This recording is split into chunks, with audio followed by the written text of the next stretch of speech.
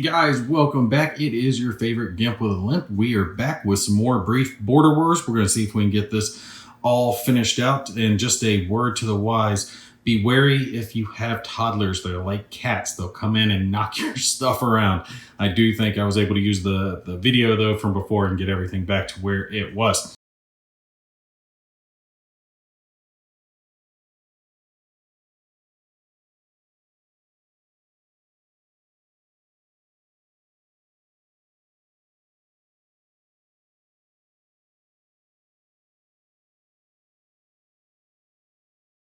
All right, we're going to pick up where we left off. Going to remember our hit marker this time for the cards, so the Salvadorians won't have an extra one going for them. And I did get asked something about an attack taking place over here in one of the comments I wanted to address.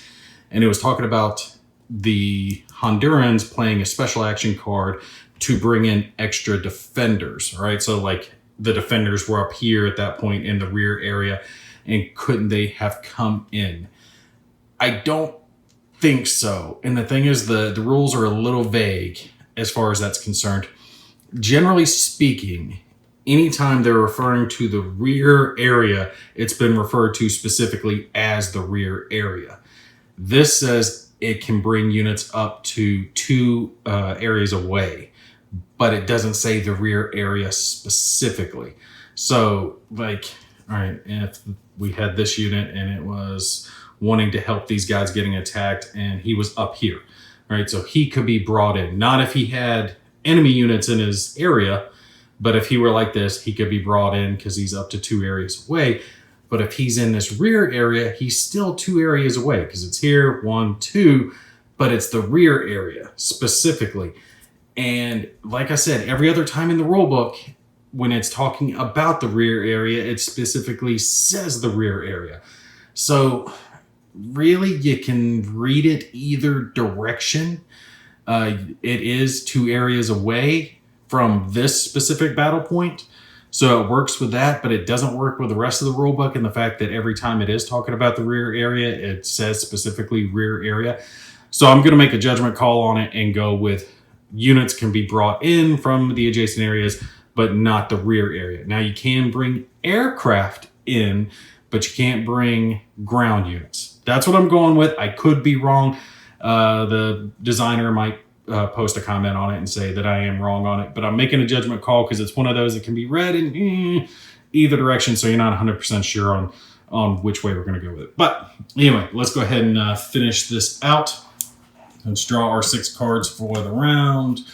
1, 2, 3, 4, 5, and 6. Make sure we got 6. We should be getting a lot more gray cards here. Yeah, definitely running into more gray cards because the gray guys have not had as many for them. And they held on pretty well, all things considered, early on. Ooh, and we've had our first random event, which is a pain in the ass, but it's a gray card. But that means there's a white card in there as a random event too. All right, so which one of these do they want to keep? Because they have to discard 1 due to the hit marker. And I think they're going to discard this one because it's only got 1 movement. This has 3 combat and 7 movement. So it's got a decent amount of combat, but a lot of move. And they probably need as much movement as they can get. So we're going to discard that one. And now we get to finally do our random event. We'll keep this. We'll put our random event in the discard. And let's grab our player aid here. All right, so we have to roll on this. And it's just D6 to see what happens. So let's roll a D6. We got a 3. Fuel and ammunition shortages. Both players discard 1 random card from their hands. Oh, it's so horrible. It's so horrible for the Salvadorians. They're getting beat up. Okay, so since it's a random card, let me do this. Using my hands, make a little shuffle here. Shuffle. All right, so shuffled them up a little bit. Let's take left is right. So we'll discard this one. And it was bigger movement. So they have these two left, and the only thing that the Salvadorians have right now is a few special action cards. Oh, that is so bad for them. Oh, they're just getting torn up.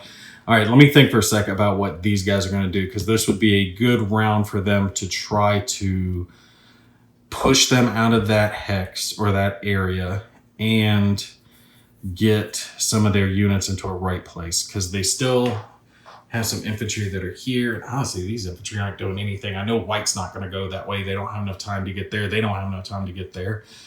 We'll see after the other movement they do, because white's not going to do a whole lot of attacking. So this could be a good time for them to move a bunch of their stuff in. They could bring the aircraft in, go ahead and move it in.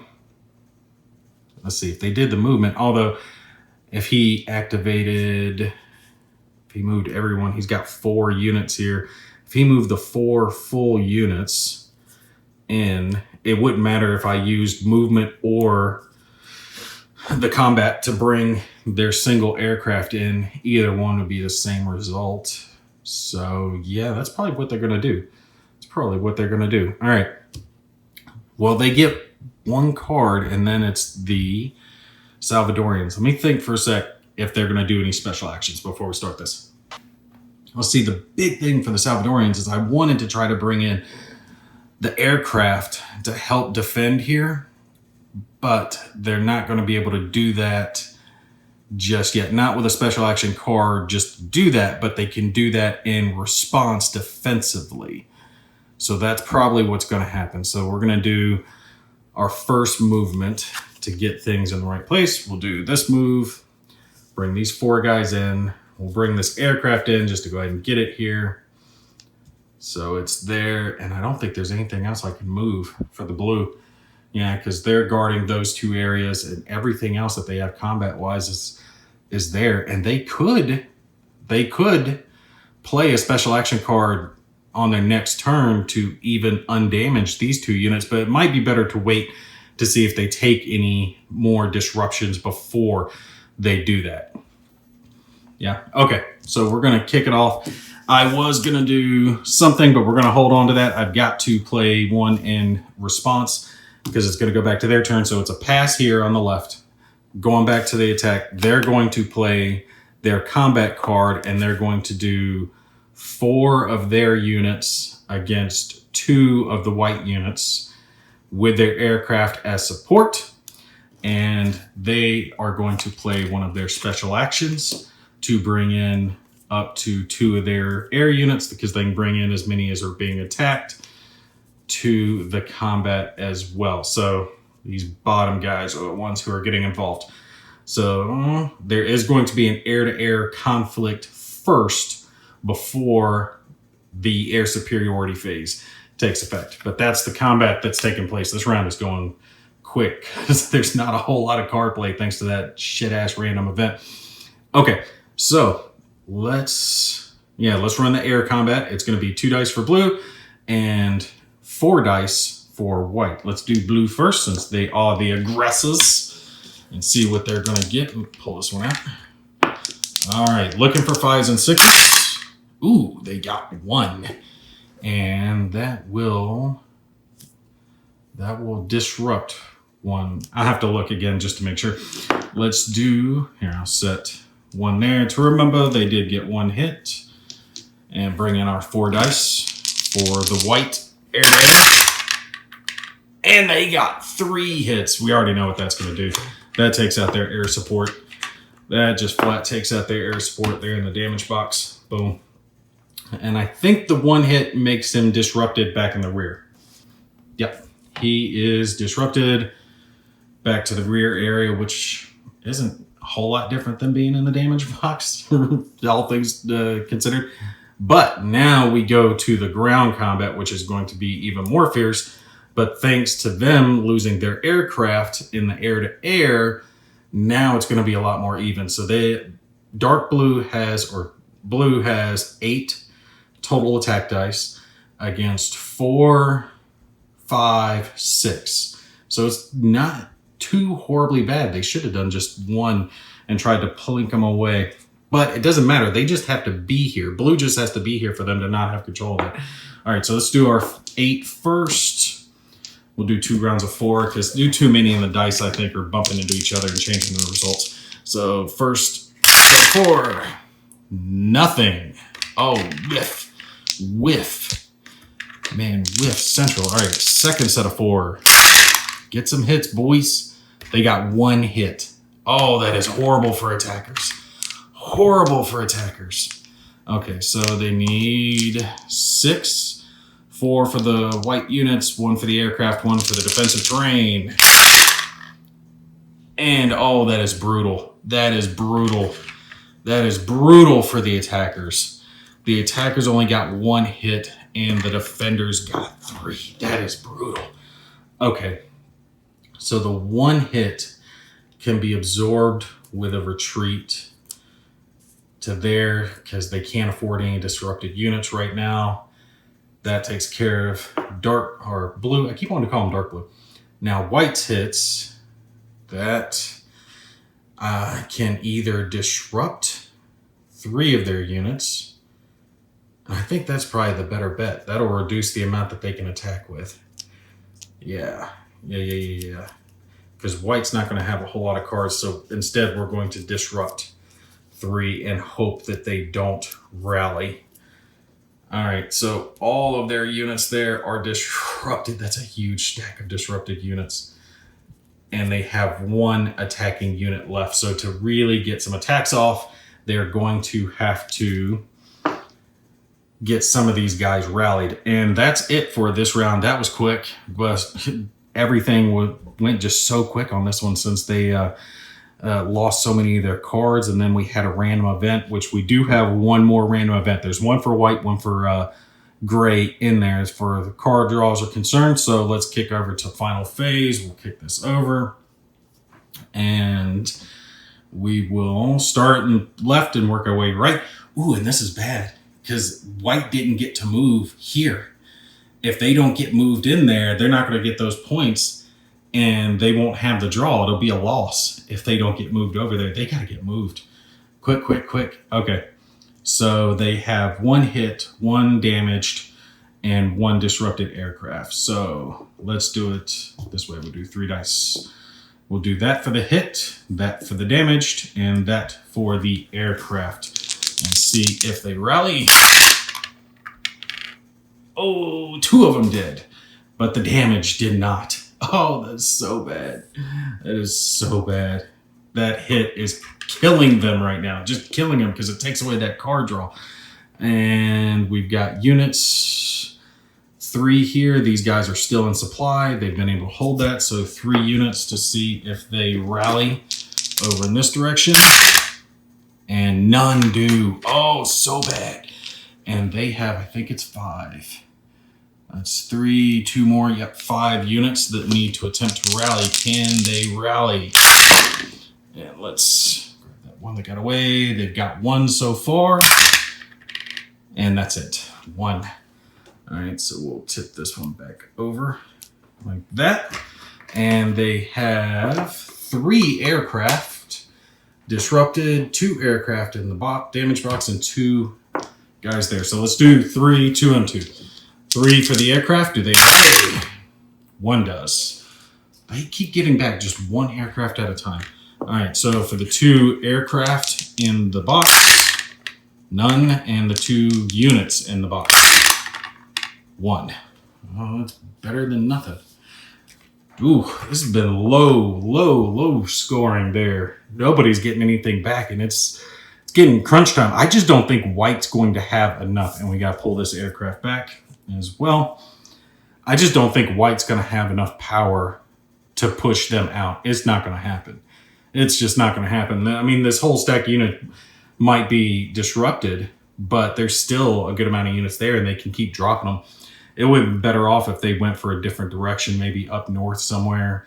They can't, because when you're attacking, you're more likely to get sent back to the damage box, and it just takes you forever to plink your units back up. But anyway, there we go. We got it moved. I'm making sure I hit everything. Yes. Okay, we're good. Let's go to our next card draw. 1, 2, 3, 4, 5, 6. All right, we got our 6 cards. And it is 2 white and 4 gray. All right, so gray is getting the advantage again. And no random event.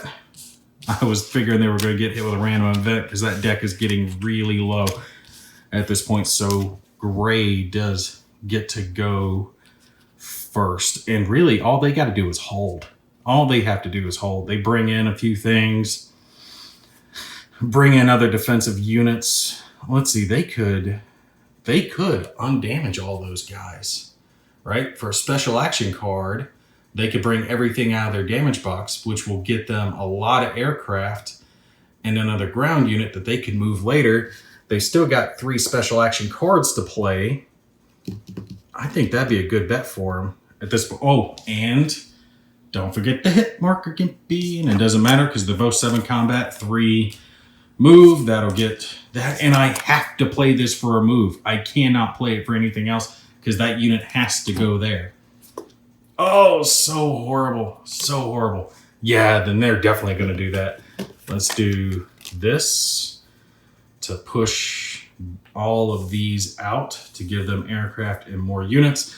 All right, so that's their first turn. Doing the special action. Got to play this for the movement because it has to get that unit there. Nothing else I can do. So instead, I'm going to move with the other 2 units, 2 aircraft in there. That way I can use one of the special actions I have left as a defensive card as well to bring in the rest of the aircraft. Because it's going to be aircraft having to hold this. Because they're going to try to pull them out. But I don't think they're going to be able to do it. I just don't think they're going to be able to do it. Okay. I was just looking at it again, remind myself what special action cards do. And even though they've only got 2 left, they're going to play 1 more of their special action cards for the next turn because it does this. Undisrupts all units in that area. They just got back their entire armed forces in that area that was under assault. They have it on lockdown now. What is it? It's like 6 units. 6 ground units there, and they can bring in everything else. They can't be attacked. They can have the biggest attack, biggest air fight going on. It goes back over to white. White only has special action cards left for this last round. They can't move anything. They can't conduct any attacks. They could play one to undisrupt those units in the area, but even that's not going to do them anything because they need to own this area, not just cohabitate it. And they're not going to own it. There's no way. But let's see if blue is able to push them out. Since it is the last round, I am going to play this just to bring the to go ahead and bring these units back just so they're good to go. It'll go back to blue, to Honduras. And they're going to save their big combat card because we're going to do a couple of big combats and some big movements. All right, so let's do this. Let's do, because we want to move these aircraft and this. That's 5 units. So yeah, it doesn't matter which one they play for movement. We'll play this one 6, and that's going to bring these 2 down to here. Just so they can come in, and we're going to bring all 3 of the aircraft in to help support that area. So there's going to be a big air-to-air fight before they do it. I wonder if they could attack everything, but if they attacked everything, it'd be a huge fight, and they don't have a combat card big enough to do it. I was thinking, like, could they push them out? But they really don't have to. They don't have to risk anything. At this point, they can still piecemeal it. So we'll do a couple of piecemeal attacks, see how the attacks go, and if not, they can just pass out the round to win it. So yeah, let's let them do it because they've only got the 1 card left. They're gonna play it for a reaction, and we'll do we'll do one nice big attack. So they got 4 units there, 2 there, so they can play this one to attack with all 6. And they'll do 6 against 2. But if they did the 6 against 4, oh, it would be if they got incredibly lucky, they would have to score something like 8 hits to push them completely out of the area. But the risk is that they would take too much damage in that. And I don't want to risk the attackers because it's on white to gain control of this area. It's not on blue to own it. It's on white to own it. So if blue just keeps them out, they're good. So yeah, we'll do the attack 6 against 2. They'll play their reaction card, their last one, to bring in a couple more aircraft since it is 2 coming in. And that will leave them with, let's see, we got to do our air combat phase first. That's 5 against, should be 5. Yep, 5 against 5, exactly. In the air combat, and then it'll be the 6 units against the 2 with whoever has air superiority at that phase. So, attackers roll first. All right, so blue aircraft, how many do they have? And they did bad. They did real bad. Man, these end rolls are just not going well at all. All right, and for the defenders aircraft, they did similarly crappy.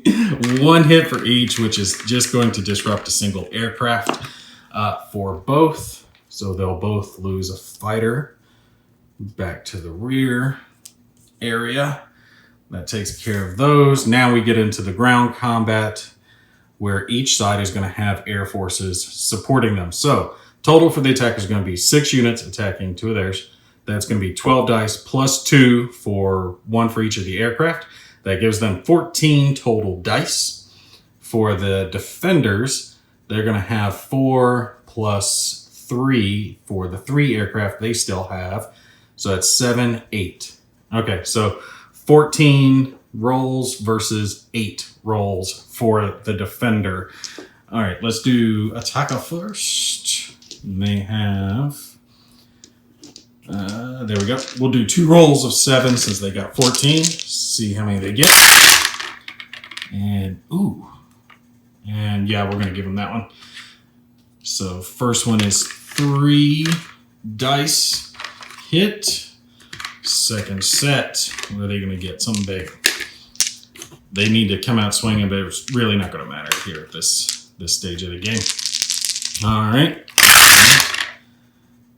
Ooh, damn, they did come out swinging. Damn, they got 6 hits. 6 out of 14 isn't bad. That is not bad at all. And now we got to do 8 for the defenders. This one is nothing. Oh, what a bad roll. What a bad roll. Oh, they're just getting torn up here at the end. And second set is 2. So they got 2 hits. 6 to 2. Even with all that air support, man, what a bad set for them. Okay, so for the attackers, with 6 hits to divide amongst 2 ground units, nothing to even think about. They go straight to the rear area. They're just destroyed, flat out destroyed. And that takes care of them. And then 2 hits on the defenders. We'll use it to damage out a single one of their guys. And all right, I'll tell you what, we are going to actually stop here for some final thoughts on the game since we're at the final round and white has no more cards to play. With no more cards, they have no ability to do anything else, take any other hexes. So again, this is just going to be a contested area, and it comes down to how many areas white controls on what the score of the game is, which I do believe they're going to have a 5. Let's see. So that's 1, 2, 4, and 5. Yep. They were not able to get that. So 5 is going to be, where is it at? Yep. It's a draw. So 2 to 3, or no, 4 to 5 is draw. I was thinking it was 5 to 6. 2 to 3 is minor Honduran victory, and then 0 to 1 is major. So 4 to 5 is a draw, which means neither side won, neither side lost. They would have had to had 1 more point. And now thinking about it, it's just this originally early in the match seemed like a good idea for me to push towards because it didn't seem like it was that far away for the white forces to get there. But with it being just a hop, skip, and a jump for the Hondurans, they didn't start off strong. So white felt very strong in the beginning, but by mid-game, the Hondurans had kind of geared up. They got their units involved and they were able to start skipping units in. And then it was around like turn 4 and 5 that I started realizing better ways to use the special action cards, to use that to help drag units into the fight from areas farther away. Again, still not sure if they can come from the rear area. It can go either way, but started realizing how that can be used to bring the units in for a better way to fight and help hold it. And at that point, it pretty much became obvious there on turn 6 that white was not going to be able to get that. Too many of their cards came early on in the match, which was a good thing because it gave them that early advantage. But when all their cards, like they had those turns where they had the only cards being played, yeah, that was great for them. But so many of those cards just were used to like move units in and things like that. The Hondurans didn't have to move as far. And then later on in the match, when more of their cards are coming into play, that's really showing the difference where they got to fight back, and the Hondurans or the Salvadorians just didn't have it. And that one little hit marker was a pain in the butt.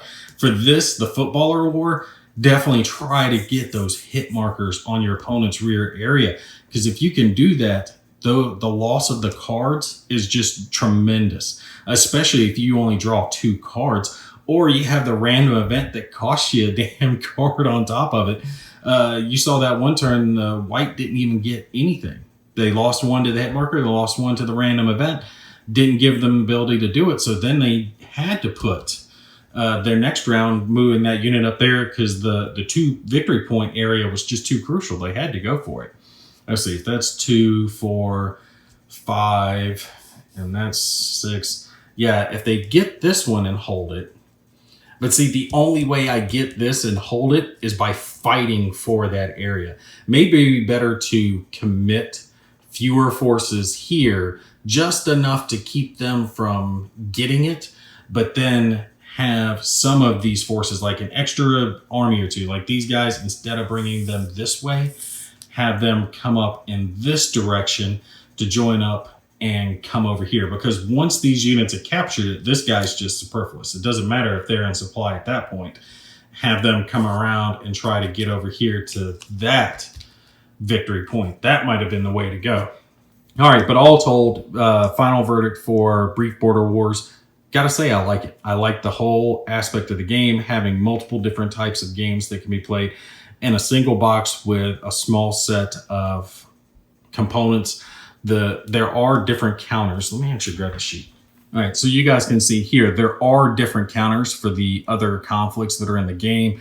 So you're not playing with the same units, right? And you can see some of them definitely have higher combat statistics, 5 for jet aircraft that are involved. So different types of conflicts than just this one, but they're all operating off the same basic principle that you saw here in the football wars. So if you understand this game, all you need to do is read the exceptions for whatever the other game is that you're playing. Really, really like how they did that.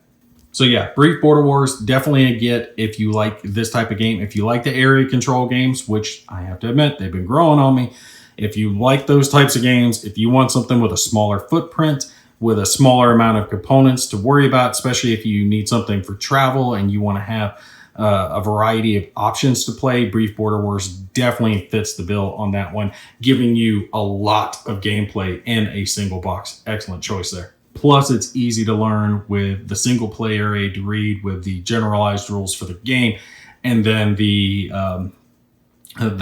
exceptions, right? The exception player aid for each one of the specific games. Really well done. And the components, like I said, if I hadn't touched on that too much, white core counters, which work perfectly well, very nice. Paper maps and your generic, standard cards.